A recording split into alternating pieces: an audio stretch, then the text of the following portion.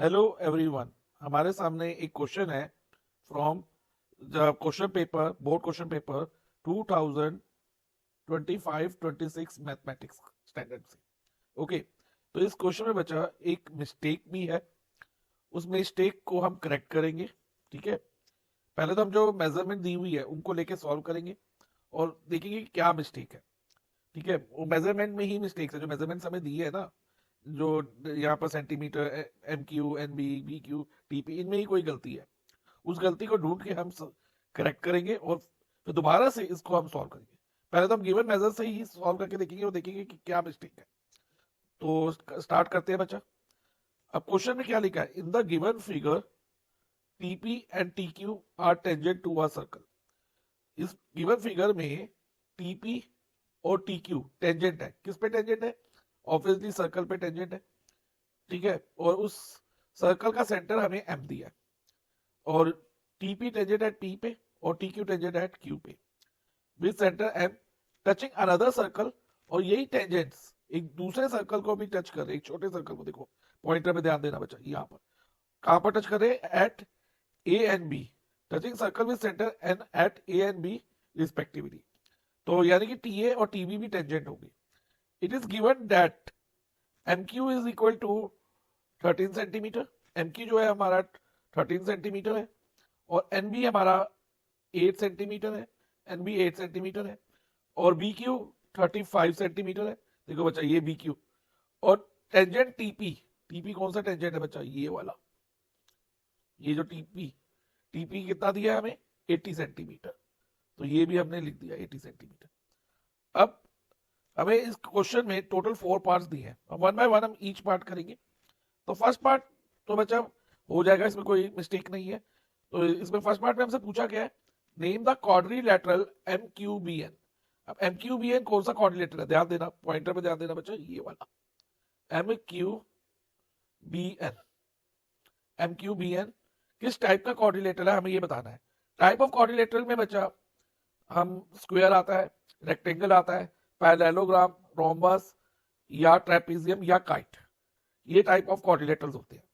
तो बच्चा अभी विजुअली अगर हम देखें तो हमें ये जो क्वाड्रिलेटरल है एम क्यू बी एन एक ट्रेपेजियम की तरह लग रहा है, जिसमें M Q parallel to B N है और एम एन जो है non parallel to Q B है। लेकिन लेकिन लेकिन हमें इसको प्रूव करके दिखाना होगा। जस्ट हमारे विजुअली देख के हम रिजल्ट नहीं लिख सकते। तो प्रूव कैसे करेंगे, ध्यान से समझना। तो सबसे पहले हमें ये प्रूव करना होगा कि M Q is parallel to N B, कि एक पेयर अपोजिट साइड का पैरेलल है और दूसरा पेयर नॉन पैरेलल है, ये भी शो करना होगा। हमें ये भी शो करना होगा कि M N is not parallel to Q B. तो ये कैसे शो करेंगे, ध्यान से समझना। सबसे पहले बच्चा angle M Q B. M Q B कौन सा एंगल है? ये वाला। ये 90 डिग्री हमें क्वेश्चन में दिया हुआ है। और अगर ना भी दिया हो, मान लो ये मार्किंग ना होती यहाँ पर 90 डिग्री की, तो क्योंकि टी क्यू टेंजेंट है और एम क्यू रेडियस है, तो radius and tangent are perpendicular to each other. उस प्रॉपर्टी से भी हम इसको 90 ले सकते हैं। और इसके अलावा अब एम क्यू भी तो 90 हो गया। अब फोकस करो एंगल एन बी क्यू, ये भी देखो 90 दिया हुआ है, यहाँ पर 90 का मार्क बना हुआ है। ठीक है, तो एन बी क्यू भी हमारा 90 डिग्री है। Angle N B Q is equal to 90 है। तो यानी कि इससे क्या प्रूव हो गया कि angle M Q B equal to N B Q. M Q B और N B Q angle equal है। और इधर रीजन में आप गिवन भी लिख सकते हो, चाहो तो radius and tangent are perpendicular to each other at point of contact, ये प्रॉपर्टी भी लिख सकते हो। तो अब ध्यान दो बच्चा, अगर हम करें angle M Q B plus angle N B Q, इन दोनों एंगल को प्लस करें तो हमें क्या मिलेगा? एम क्यू बी की वैल्यू भी 90 है और एन बी क्यू की भी 90 है, तो 90 प्लस 90 180 डिग्री हो गया। अब अच्छा, अगर हम ये दो लाइंस ले रहे हैं एम क्यू और एन बी, एम क्यू और एन बी लाइन ले रहे हैं और क्यू बी को ट्रांसवर्सल माने, तो ये जो एंगल है ना एम क्यू बी और एन बी क्यू, ये को इंटीरियर एंगल है। को इंटीरियर एंगल की पहचान कैसे होती है? जैसे मान लो ये दो लाइंस हो गई, दे मे बी पैरेलल और नॉट पैरेलल। पैरेलल भी हो सकती है, नॉट पैरेलल भी हो सकती है। तो जो ट्रांसवर्सल की सेम साइड में लाइन के बीच में एंगल होंगे उन्हें हम को इंटीरियर एंगल कहते हैं। और ये जनरली किस शेप में दिखते हैं? सी की शेप में। ठीक है, ऐसा सी या ऐसा, या फिर कई बार यू शेप में भी हो सकते हैं। तो इस तरह से, तो कैसा भी यू और कैसा भी सी। तो अभी फिलहाल ये किस शेप में है, यू शेप में, देखो ये और ये, और दोनों लाइन के बीच में और ट्रांसवर्सल की सेम साइड में। तो अगर कोइंटीरियर एंगल सप्लीमेंट्री हो जाते हैं ना, तो हम लाइंस को पैरेलल ले सकते हैं। तो हम लिखेंगे since cointerior angles are supplementary, therefore MQ is parallel to NB। अब बच्चा ये पैरेलल होने से, एक पेयर ऑफ अपोजिट साइड का पैरेलल होने से MQBN को हम ट्रेपेजियम तो कह सकते हैं, लेकिन हमें ये भी रूल आउट करना है कि ये पैरेललोग्राम तो नहीं कहीं, कि MN पैरेलल टू QB तो नहीं आ जाएगा, वैसा तो नहीं आएगा, लेकिन फिर भी हमें ज्योमेट्री में प्रूफ देना इंपॉर्टेंट है, तभी हमें मार्क्स मिलेंगे। तो हमें अब क्या शो करना है कि MN is not parallel to QB। इसके लिए बच्चा ध्यान दो, हमें MQ कितना दिया है 13 सेंटीमीटर, और NB कितना दिया है 8 सेंटीमीटर। ये दोनों क्या है, perpendicular distance from M on QB, M और N से रिस्पेक्टिवली QB पे परपेंडिकुलर डिस्टेंस है। और लाइन तभी पैरेलल होती है जब परपेंडिकुलर डिस्टेंस जो हो सेम हो एवरीवेयर, हर जगह दोनों लाइंस के बीच में जो परपेंडिकुलर डिस्टेंस है वो सेम होना चाहिए। अगर एक जगह भी जरा सा भी अलग हो जाए तो हम लाइंस को नॉन पैरेलल मानते हैं। तो इधर देखो बच्चा, MQ is not equal to NB आ गया, दोनों की मेजर अलग अलग है ना, 13 और 8। तो हम लिखेंगे since perpendicular distance between MN and QB is not same, therefore MN is not parallel to QB। MN QB के पैरेलल नहीं है। तो MN QB के पैरेलल नहीं है, ओनली क्या पैरेलल आया, MQ पैरेलल टू NB आया, एक पेयर अपोजिट साइड का पैरेलल आ गया और दूसरा नॉट पैरेलल है। तो ये कंफर्म हो गया कि MQBN एक पैरेललोग्राम नहीं है, it is just a trapezium, क्योंकि ट्रेपेजियम में at least one pair of opposite side parallel होना जरूरी है और दूसरा नॉन पैरेलल होता है, ये ध्यान रखना। ओके, तो अब हम कह सकते हैं therefore MQBN is a trapezium. So बच्चा इस क्वेश्चन का फर्स्ट पार्ट हमने कंप्लीट कर लिया है। अब बच्चा हम इसका सेकंड पार्ट करके देखेंगे। सेकंड पार्ट में हमसे क्या पूछा इस क्वेश्चन के, is MN parallel to PA। MN line segment कौन सी है, पॉइंटर पे ध्यान दो, ये पैरेलल टू PA है, ये हमें चेक करना है। और अगर हमारा आंसर यस है तो भी हमें अपने आंसर को जस्टिफाई करना है, और नो है तो भी जस्टिफाई करना है। तो इधर लिखा है ना justify your answer, justify means reason देना है। तो बच्चा ये कंफर्म है कि MN is not parallel to PA है। तो ऐसा क्यों है, ध्यान से समझना। जो PM होगा बच्चा, PM रेडियस है इस बिगर सर्कल का, तो MQ भी रेडियस है, तो PM और MQ इक्वल होंगे क्योंकि radii of same circle are equal. तो PM हमारा कितना रहेगा 13 सेंटीमीटर। ओके, और इसी तरह से बच्चा NB और AN दोनों रेडियस है और रेडियस इक्वल होते हैं, तो हमारा AN भी रेडियस है, तो AN 8 सेंटीमीटर रहेगा। AN is equal to 8 centimetre. अब PM is not equal to AN हो गया, PM जो है AN के इक्वल नहीं है। और ये क्या है बच्चा, MP और NA, या PM और AN कह लो एक ही बात है। MP और NA जो है ना परपेंडिकुलर डिस्टेंस है of point MN and from point P and A। M का P से और N का A से परपेंडिकुलर डिस्टेंस है, और ये परपेंडिकुलर डिस्टेंस किसके बीच में है, लाइन MN और लाइन PA के बीच में। तो अगर ये डिस्टेंस अनइक्वल है, तो परपेंडिकुलर डिस्टेंस अगर अनइक्वल होते हैं तो लाइंस नॉन पैरेलल होती है, और अगर ये डिस्टेंस इक्वल होते तो हम MN पैरेलल टू PA कह सकते थे। तो अब हम लिखेंगे since perpendicular distance between MN and PA are not equal. अगर परपेंडिकुलर डिस्टेंस इक्वल नहीं है तो हम कहेंगे MN is not parallel to PA। तो MN not parallel to PA हो गया, और हमने इसको अपने आंसर को जस्टिफाई करके भी दिखा दिया। तो इस तरह से बच्चा सेकंड पार्ट भी हमारा कंप्लीट हो गया इस क्वेश्चन का। अब बच्चा इसके थर्ड पार्ट पे हम आते हैं, जिसमें कंट्रोवर्सी है, जिसमें इशू है, मिस्टेक है। वो क्या मिस्टेक है अभी आपको पता चलेगी। तो हमें क्या करना है, फाइंड द लेंथ TB की लेंथ फाइंड करनी है। देखने से हमें लग रहा है कि हम टेंजेंट वाली प्रॉपर्टी से फाइंड कर लेंगे, ठीक है। तो फाइंड करके देखते हैं पहले, फिर इसके आंसर को हम वेरीफाई करेंगे सिमिलरिटी वाली कंडीशन से। वो सिमिलरिटी कंडीशन कैसे लगेगी ये भी मैं आपको अभी एक्सप्लेन करूंगा। तो पहले हम TB फाइंड करते हैं, ठीक है, using tangent properties, tangent theorems use करके। तो ध्यान से समझना बच्चा। अब हमने फाइंड क्या करना है, टीबी। टीबी को हम मान लेते हैं कि टीबी एक्स है, let TB be X. TB को हमने एक्स मान लिया। अब अच्छा, according to tangent theorem, TP is equal to T Q होगा। Tangent drawn from an external point to a circle are equal, या हम लिख देंगे ये प्रॉपर्टी। तो TP is equal to T Q हो गया। अब टीपी तो हमें बच्चा कितना दिया, 80 सेंटीमीटर, तो टीपी की जगह हम 80 लिख देते हैं। ठीक है, ठीक है। और जो टी क्यू है, टी क्यू कैसे बना है, टीबी, उसमें एक तो टीबी आ रहा है और एक बी क्यू आ रहा है, यानी कि टीबी प्लस बी क्यू। तो टीबी कितना है हमारा, एक्स, और बी क्यू 35, तो एक्स प्लस 35।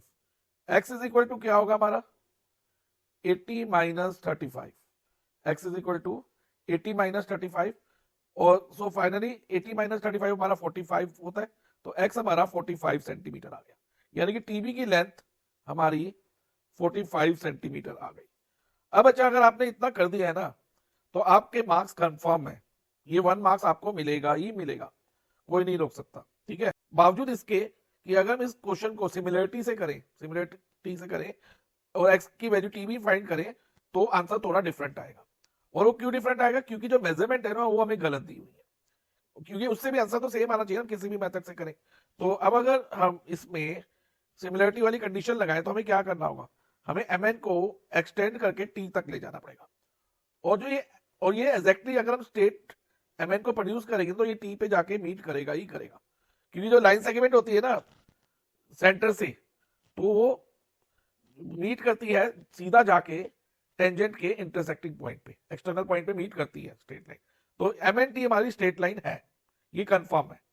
ठीक है बच्चा, अब इसको हम सिमिलरिटी से करके देखते हैं। इस क्वेश्चन को सिमिलरिटी किसमें लगाएंगे, इन ट्रायंगल टीएनबी और ट्रायंगल टीएमक्यू, क्योंकि इसमें एनबी पैरेलल टू एमक्यू भी है। एनबी पैरेलल टू एमक्यू हम प्रूव कर चुके हैं फर्स्ट पार्ट में। ठीक है, और इधर 1980 दिया, उससे भी ये प्रूव हो जाता है, क्योंकि ये एनबी पैरेलल टू एमक्यू है। तो अब हम क्या करेंगे, यहां पर इस ट्रायंगल को, ट्रायंगल टीएनबी को सिमिलर कर देंगे ट्रायंगल टीएमक्यू के। तो हम लिखेंगे in triangle TNB and triangle TMQ, this angle NBT, ध्यान से देखना बच्चा, ये वाला एंगल, ये वाला एनबीटी, ये जो मैंने यहां मार्क किया एनबीटी, तो इक्वल टू एंगल एमक्यूबी या एमक्यूटी कह लो, एक ही बात है, इज इक्वल टू एमक्यूटी, दोनों 90 डिग्री है, मार्किंग करी हुई है 90, यस सर। और इसके अलावा एंगल टी, छोटे वाले ट्रायंगल का भी पार्ट है, टीएनबी का भी पार्ट है, और टीएमक्यू का भी है। तो angle T equal to angle T common angle, ये आप लिख देना कॉमन। तो इससे क्या हुआ कि triangle T N B is proved similar to triangle T M Q by A similarity. A similarity rule से ये हमारे सिमिलर हो गए ये दोनों ट्रायंगल। अब अगर ये ट्रायंगल सिमिलर हो गए, तो इनकी साइड का रेशियो, कोरस्पॉन्डिंग साइड का रेशियो सेम रहेगा। दैट मीन अगर हम छोटे वाले ट्रायंगल की टीबी साइड ले, छोटे वाला ट्रायंगल की टीबी, ये देखो ये टीबी कौन सी है, यहां से लेके यहां तक, पॉइंटर पे ध्यान देना, टीबी का रेशियो ले बिगर वाले ट्रायंगल की टीक्यू साइड के साथ, तो टीबी के कोरस्पॉन्डिंग टीक्यू है ना, तो टीबी अपॉन टीक्यू इक्वल होगा किसके किसके, एनबी, छोटे ट्रायंगल की एनबी का रेशियो बड़े वाले ट्रायंगल की एमक्यू के साथ, एनबी अपॉन एमक्यू। और इधर रीजन आप दे देना, corresponding sides of similar triangle are in same ratio, reason लिख देना बच्चा। ठीक है, ये इंपॉर्टेंट है लिखना। अब टीबी हमने अज्यूम करा था x, जो कि हमने 45 फाइंड किया, लेकिन अभी इसमें 45 हम डालेंगे नहीं, क्योंकि हम इसको वेरीफाई करना है हमें। तो अब हम टीबी को भी x ही लिखेंगे। अब ये मान के चलेंगे भाई टीबी की वैल्यू हमें नहीं पता है, ठीक है, हमने इधर x लिख दी, x अपॉन टीक्यू क्या होगा, x प्लस 35, क्योंकि वो टीबी प्लस बीक्यू से ही तो बना है, और टीबी x है और बीक्यू 35 है, इज इक्वल टू एनबी 8, जो रेडियस था छोटे वाले सर्कल का, अपॉन एमक्यू 13। तो अब इसको सॉल्व करते हैं, क्रॉस मल्टीप्लाई कराएंगे, 13 into x, 13x is equal to 8 into x plus 35, bracket में आएगा x प्लस 35। अब 13x इज इक्वल टू, इधर हो जाएगा 8x, और 8 इंटू 35 हमारा 280 होगा। ठीक है, अब 13x minus 8x is equal to 280। अब 13x माइनस 8x हमारा होता है 5x, और 5x इज इक्वल टू 280, और x की वैल्यू जो होगी ना बच्चा वो होगी 280 अपॉन 5, क्योंकि इधर x मल्टीप्लाई में है, RHS में जाने पे डिवाइजर में आ जाएगा, तो इसको कट करेंगे तो x हमारा 56। तो अब इससे जो टीबी आ रहा है इस मेथड से 56 आ रहा है, लेकिन टेंजेंट थ्योरम से करने पे हमारा आंसर अलग आ रहा था 45। तो ये कॉन्ट्रडिक्शन इसलिए आई है क्योंकि बच्चा जो मेजरमेंट है ना हमें पीटी की वो गलत दी हुई है। अगर पीटी की मेजर 80 की जगह 91 दे देते ना तो हमारा आंसर दोनों मेथड से सेम आता, 45 आता। ठीक है, तो आप इसको सेम क्वेश्चन रिपीट करना, लेंथ ऑफ टीबी निकालना दोनों मेथड से, लेकिन उसमें टेंजेंट टीपी की लेंथ 91 सेंटीमीटर देना। ठीक है, क्या लेना है, टीपी टेंजेंट की लेंथ 91 सेंटीमीटर। लेकिन एग्जाम में आपको, आपने किसी भी मेथड से किया है, दोनों में से, इन दोनों से कोई भी मेथड अप्लाई किया है, आपको फुल मार्क्स मिलने वाले हैं। तो ये नीड नॉट वरी, चाहे आपका आंसर 56 आ रहा हो चाहे आपका आंसर 45 आ रहा हो, तो आपको फुल मार्क्स मिलेंगे।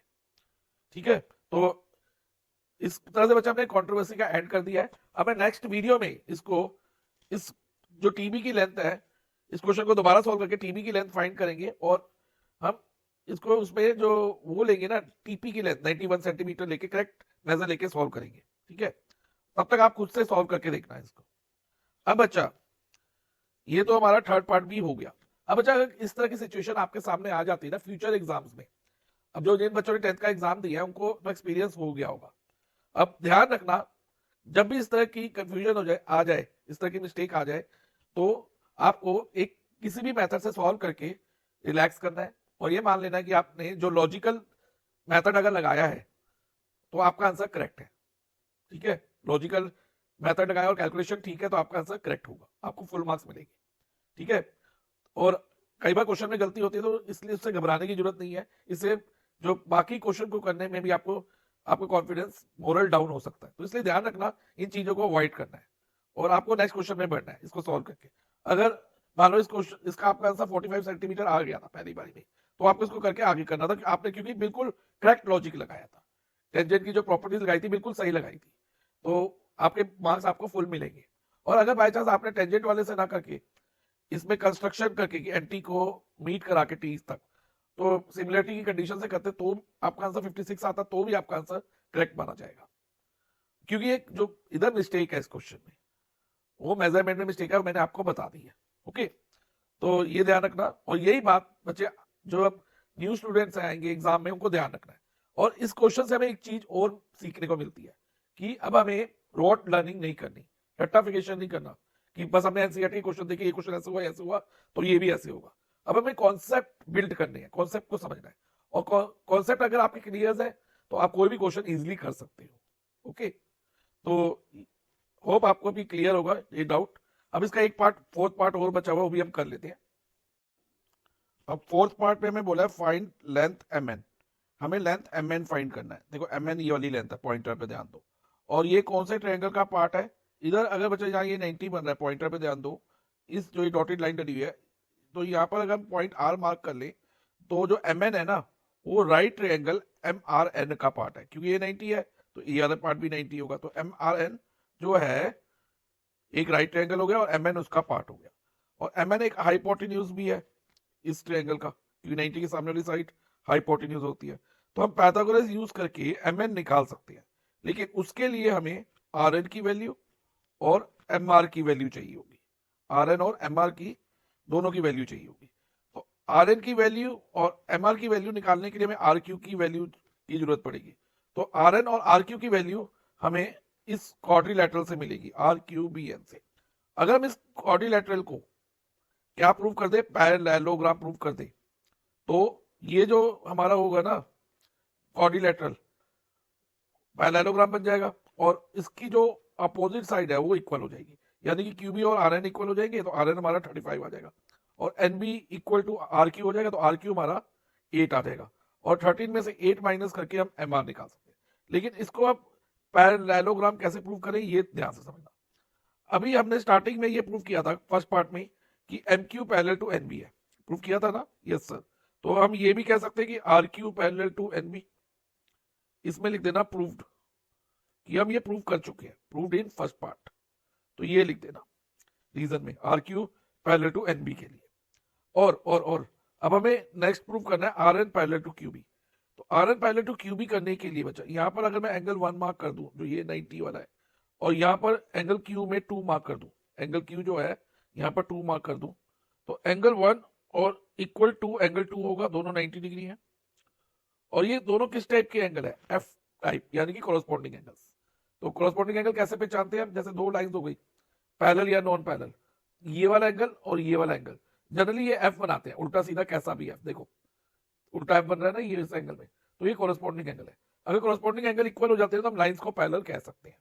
तो अब हम लिखिए since corresponding angles are equal, therefore Rn is parallel to QB, Rn is parallel to QB, Rn QB के पैरेलल है। अब अच्छा, both the pair of opposite sides parallel हो गई इस क्वाड्रिलेटरल की, RQBN की, तो हम RQBN को पैरेललोग्राम कंसीडर कर सकते हैं, ठीक है। तो हम लिख देंगे therefore RQBN is a parallelogram. तो अगर ये पैरेललोग्राम हो गया तो इसकी अपोजिट साइड भी इक्वल होगी, यानी कि हम ये कह सकते हैं RQ is equal to NB is equal to 8 centimetre, और इसके अलावा RN is equal to QB is equal to 35 centimetre, okay 35 centimetre, क्योंकि RN QB के इक्वल है, तो इधर RN को हम 35 सेंटीमीटर लिख देंगे, और इनका रीजन दे देना, यहाँ पर opposite sides of parallelogram are equal, okay.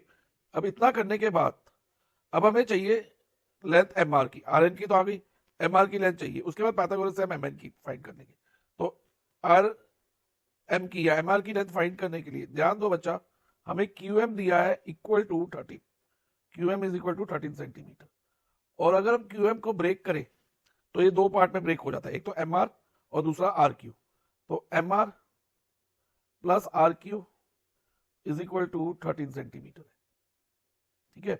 और MR हमें फाइंड करना है तो MR को MR रहने देते हैं, RQ अभी हमने फाइंड किया कितना, 8 सेंटीमीटर के इक्वल, इधर RQ फाइंड किया ना, RQ इज इक्वल टू 8, तो इधर 8 लिख देंगे इज इक्वल टू 13। अब MR is equal to 13 minus 8, 5 centimetre, तो MR हमारा 5 आ गया। अब हम पाइथागोरस लगाएंगे इन राइट ट्रायंगल MRN, तो उसमें MN हमारा हाइपोटेन्यूज है, 90 के सामने वाली साइड अभी मैंने बताई, MN square is equal to MR perpendicular हो जाएगा, तो MR square plus plus RN square, RN base हो गया, ये बाय पाइथागोरस लिख देंगे। अब MN स्क्वायर हमें फाइंड करना है, MN की वैल्यू, MR हमने 5 फाइंड किया तो 5 स्क्वायर, और RN 35, तो ये 35 स्क्वायर। अब MN square is equal to 25, और 35 इंटू 35 होगा 1225।